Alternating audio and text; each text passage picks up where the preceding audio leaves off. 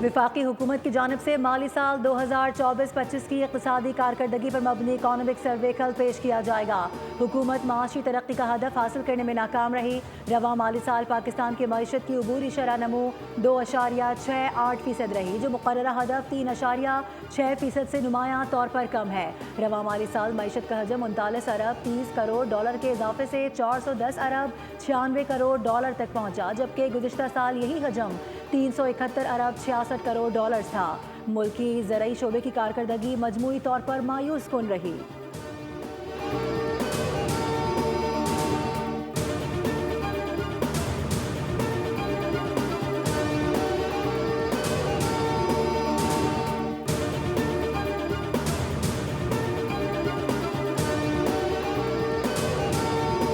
कराची के इलाके लांडी export processing zone की गत्ता फैक्ट्री में लगी आग ने गारमेंट्स फैक्ट्री को भी लपेट ले लिया। आग तीसरे दर्जे की करार। वज़ीर आला सिंध ने नोटिस लेते हुए डिप्टी कमिश्नर कराची से रिपोर्ट तलब कर ली। हुक्काम ने वाटर कॉरपोरेशन से मदद तलब कर ली। 19 फायर टेंडर और एक स्नार्कल आग पर काबू पाने में मसरूफ। आग गुज़िश्ता रात 3 बजे लगी, जो ताहाल ना बुझाई जा सकी। आग कैसे लगी, ताहाल वजूहात सामने नहीं आ सकी।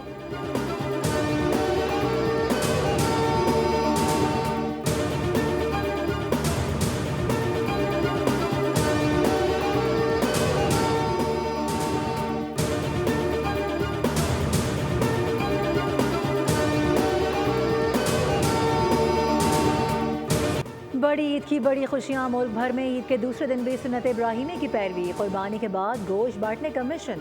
पहले रोज जो बने थे मेजबान आज होंगे मेहमान। दावतें, बैठकें, हंसी मजाक और पुरलुत्फ ख्वाबों का चलेगा दौर।